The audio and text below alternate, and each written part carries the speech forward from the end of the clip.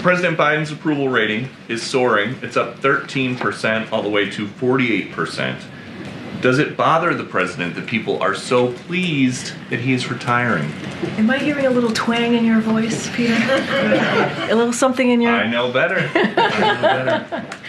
No, but you guys keep telling us to appreciate him on the way out about the Inflation Reduction Act and things like that. I'm glad that you listen to me when I'm up here. Look, here's what I can say. I think what the American people appreciate is indeed what we have been able to do in the past several years. When you think about inflation is falling with income while incomes are climbing, right? You think about Medicare is finally being able to negotiate lower drug costs.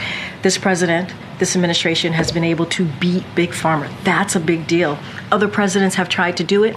Other elected officials have tried to do it. They can't get it done. Different topic. Vice President Harris once said years ago that she wanted to decriminalize illegal border crossing. Now she's saying that her values haven't changed.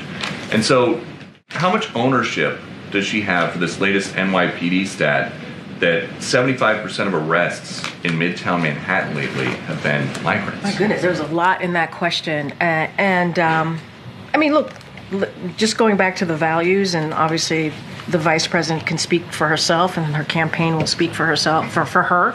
Her values haven't changed, and you heard that on the interview that she did with CNN very recently, and I think that's important.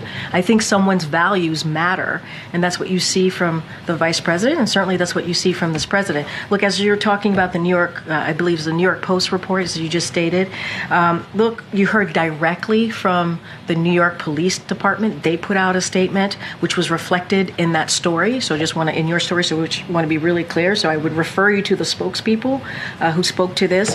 And I would say more broadly, we fundamentally believe this administration, including Harris, because this is the Biden-Harris administration, believe that anyone found guilty of crimes should be held accountable. That is something that we fundamentally believe. If the vice president's values have not changed, why have so many of her positions on policies changed? I would say look at what the vice president has done with this president the last 3.5 years. Look what we have been able to do. Look what we've been able to do at the border without much help from Republicans, because they're too busy listening to the former president, sadly, and telling them not to actually do the things that majority of Americans want to see them doing, and that being dealing with the challenges at the border. They listen to Donald Trump instead of continuing to work with us in a bipartisan way. That's what they chose to do. That's on them. But because of the actions that this administration has taken, we have seen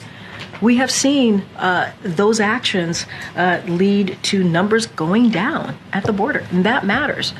And that's because of the work that we have done. And, and you heard me talk about the economy, what the president and this vice president have been able to do. We cannot forget what the Biden-Harris administration inherited when they walked into this administration. A once-in-a-century pandemic, people were dying. Thousands of people were dying a day. And the last administration, the Trump administration, didn't bother to leave a comprehensive plan on dealing with the pandemic. They didn't bother.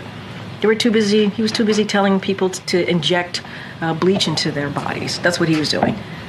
Meanwhile, this president and this vice president passed the American Rescue Plan. Only Democrats voted for that. And that is why we have an economy that is growing. That is why we have an economy that is leading the world.